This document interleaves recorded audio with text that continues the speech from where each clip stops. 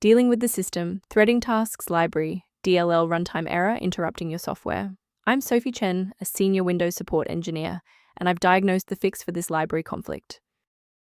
To start the walkthrough for System Threading Tasks Library, you can follow my technical guide or use a utility designed to optimize your system configuration. This is the System Threading Tasks Library, provides the Task Parallel Library, TPL, for asynchronous programming in .NET applications. It manages localized thread pooling and task scheduling logic. If corrupted, multi-threaded .NET apps will fail with a fatal execution engine error, as the primary concurrency model cannot be instantiated.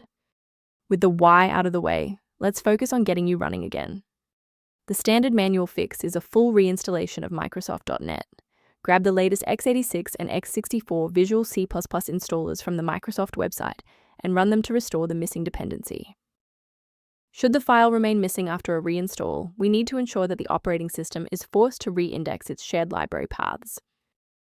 If your system has been running for an extended period, a reboot might be necessary to resync your background processes and clear any temporary locks on the System Threading Tasks library file.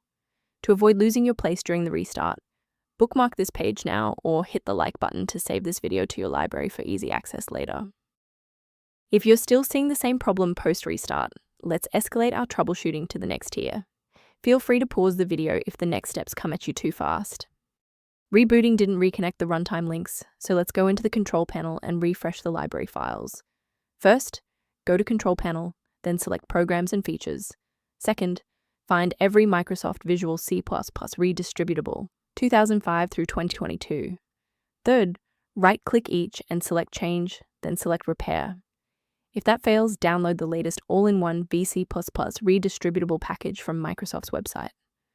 Please note that for DLL files with numbers, the number tells you which version to repair. For example, 120 equals 2013.